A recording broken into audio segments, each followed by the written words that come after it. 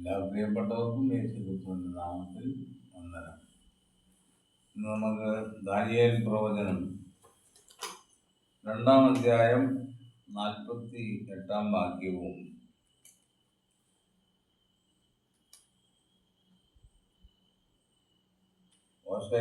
ആമോസിന്റെ പ്രവചനം 3-ാം അധ്യായം 7-ാം വാക്യവും, ഈ രണ്ട് വിഷയങ്ങളെ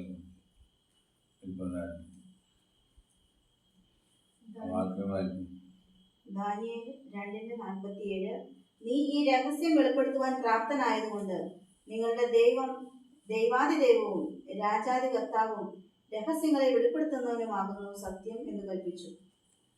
ഇവിടെ രഹസ്യങ്ങളെ വെളിപ്പെടുത്തുന്ന ഒരു ദൈവത്തെ കുറിച്ചാണ് പറയുന്നത്.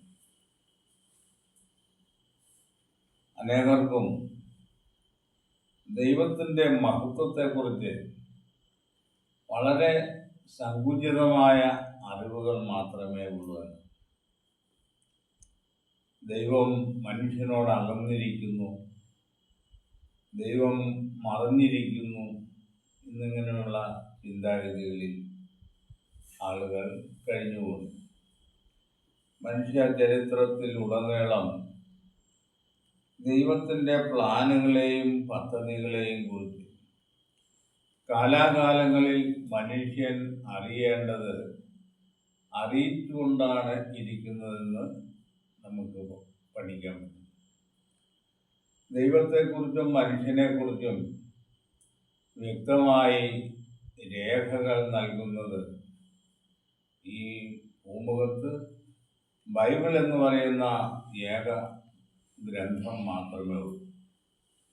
മറ്റു പല മതഗ്രന്ഥങ്ങളും വിശ്വാസ സംഹിതകളും പുരാണങ്ങളും ഇന്നും നിലനിൽക്കുന്നുണ്ടെങ്കിൽ വ്യക്തതയോടുകൂടി ദൈവത്തെയും മനുഷ്യനെയും ബന്ധിപ്പിക്കുന്ന പ്രമാണം വിശുദ്ധ വേദപുസ്തകം തന്നെയാണ് എന്നുള്ളതിന് വ്യക്തമായ എല്ലാ തെളിവുകളോടും കൂടിയാണ് വേദപുസ്തകം ഇന്നും നിലനിൽക്കുന്നത്.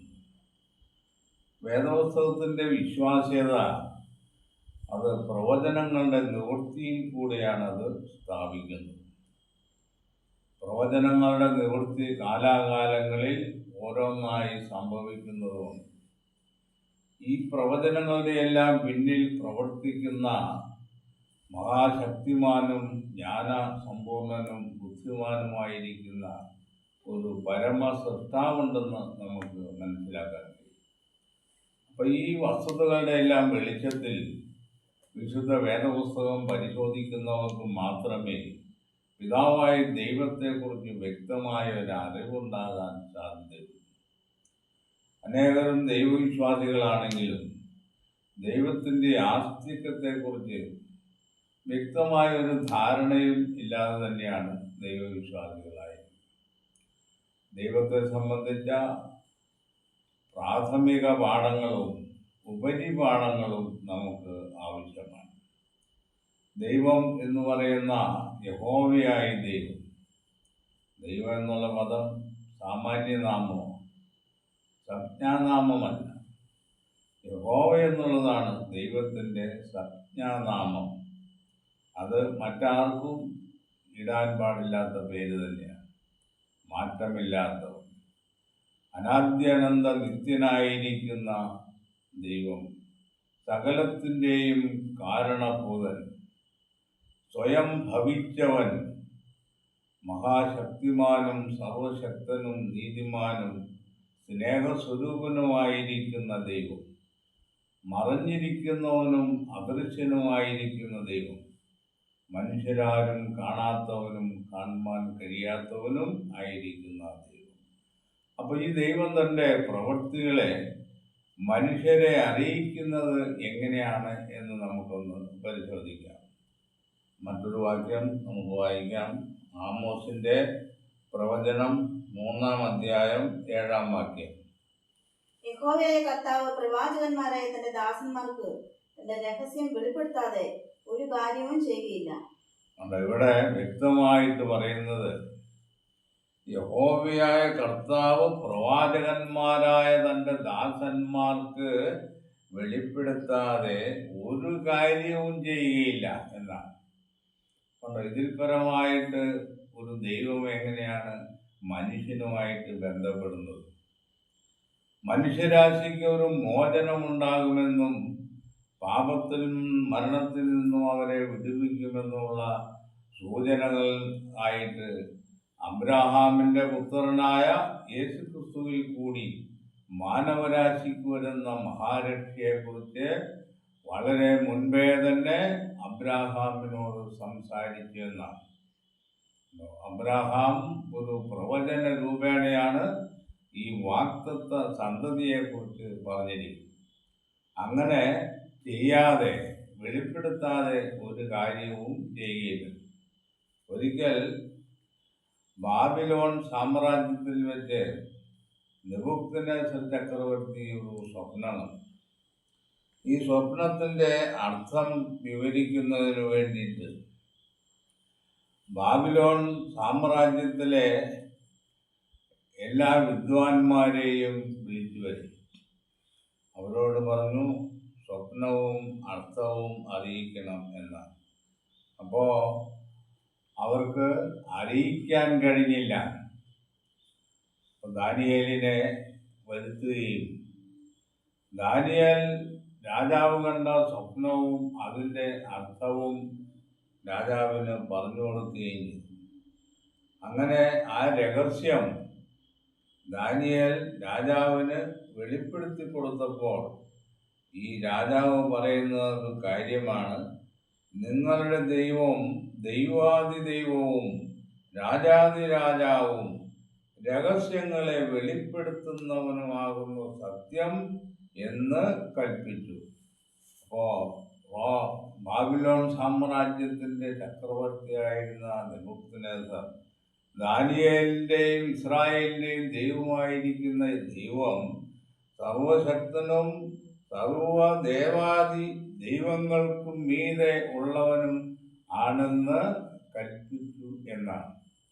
അപ്പോൾ ഇതൊരു യഥാകാല വെളിപ്പെടുത്തലായിട്ടാണ് അന്ന് ബാബിലോൺ സാമ്രാജ്യത്തിനും ഇസ്രായേലിനും മനസ്സിലായിരിക്കുന്നത്. അപ്പോൾ ഇത് നമ്മൾ രണ്ടാമത് വായിച്ച വാക്യത്തിൻ്റെ അടിസ്ഥാനത്തിലും തൻ്റെ പ്രവാചകന്മാരായ ദാസന്മാരെ അറിയിക്കാതെ ഒരു കാര്യവും ചെയ്യുകയില്ല എന്നുള്ളതാണ്. അപ്പം ഇങ്ങനെയുള്ള ഒരു ദൈവം, ഇസ്രായേലിൻ്റെ ദൈവമായ യഹോവയല്ലാതെ മറ്റൊരു ദേവനെയും നമുക്ക് ഈ സൂര്യന് കീഴെ കാണാൻ കഴിയില്ലെന്നുള്ളതാണ്. പ്രവചനങ്ങളുടെ നിവൃത്തികൾ ഇസ്രായേലിനെ മിസ്രയീമിൽ നിന്നും കൊണ്ടുവരുന്ന വഴിയിൽ മോശയോട് അരുളിച്ചെയ്യുന്നത്, ഒരു പ്രവാചകനെ ദൈവം നിങ്ങൾക്ക് എഴുന്നേൽപ്പിച്ചു തരും. ഏതാണ്ട് ഇന്നത്തെ കാലഘട്ടം വെച്ച് നാം നോക്കുമ്പോൾ 3500ഓളം വർഷമായിരിക്കുക. യേശുക്രിസ്തു ഒന്നാമത് ഇവിടെ വന്ന് മനുഷ്യനു വേണ്ടി വീണ്ടെടുപ്പർത്ഥമായി ബലിയാകുകയും സ്വർഗാരോഹണം ചെയ്തതിന് ശേഷം ഇന്ന് 2000 ചില്ലുവാനും വർഷമായിരിക്കും. അപ്പോൾ 3000 ചില്ലുവാനും വർഷം മുമ്പേ ദൈവം അരുളി ചെയ്ത ആ വാഗ്ദത്തത്തിൻ്റെ നിവൃത്തി കൃത്യസമയത്ത് അത് നിറവേറുകയും അതിൻ പ്രകാരം മനുഷ്യന് വരാനുള്ള അനുഗ്രഹങ്ങളെക്കുറിച്ച് അറിയിക്കുകയും ചെയ്തിരിക്കുന്നതെന്നാണ്. പ്രവാചകന്മാരായ ദാസന്മാരെ അറിയിച്ചു.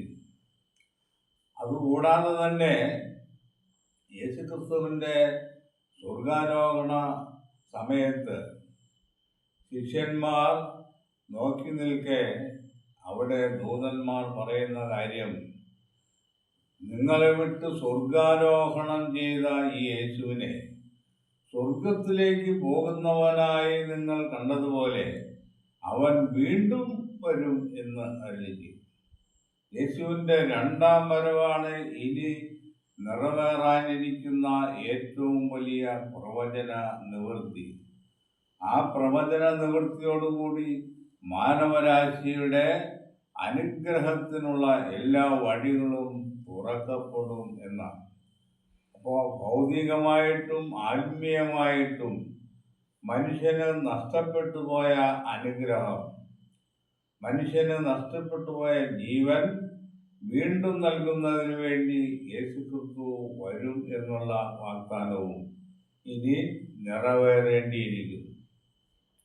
മറ്റൊരു കാര്യം, കർത്താവ് തൻ്റെ ശിഷ്യന്മാരെ പ്രാർത്ഥിക്കാൻ പഠിപ്പിച്ചു. നിന്റെ രാജ്യം വരേണം, നിന്റെ ഇഷ്ടം സ്വർഗത്തിലെ പോലെ ഭൂമിയിലാകണം എന്നാണ് പ്രാർത്ഥിക്കാൻ.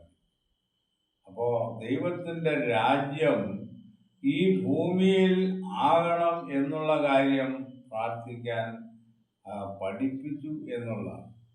അപ്പോൾ ഈ രാജ്യം സ്ഥാപിക്കുന്നതിന് വേണ്ടിയിട്ടാണ് യേശു രണ്ടാമത് വരുന്നത്. അപ്പോൾ ഈ പ്രവചനങ്ങളുടെ നിവൃത്തികളുടെ എല്ലാ ലക്ഷണങ്ങളെക്കുറിച്ചും വിശുദ്ധ വേദപുസ്തകം വളരെ കൃത്യമായിട്ട് പറയുന്നു. റോമാലേഖനം 11-ാം അധ്യായത്തിൽ യേശുക്രിസ്തുവിൻ്റെ വരവിന് മുമ്പായി സംഭവിക്കേണ്ടുന്ന രണ്ട് പ്രധാന വിഷയങ്ങളെക്കുറിച്ച് പറയുന്നുണ്ട്. ഒന്ന്, ജഡിക ഇസ്രായേലിൻ്റെ മാനസാന്തരവും മരിച്ചവരുടെ പുനരുത്ഥാനവും.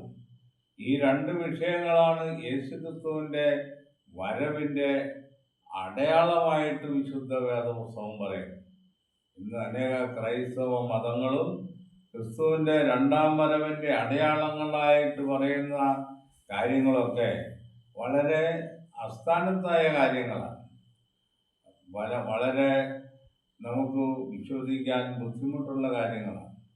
ഈ ലോകത്തിൽ വലിയ സംഭവങ്ങളുണ്ടാകും. സൂര്യൻ ഇരുണ്ടുപോകും, ചന്ദ്രൻ നശിച്ചു പോകും, നക്ഷത്രങ്ങൾ ആകാശത്തുനിന്ന് വീഴും.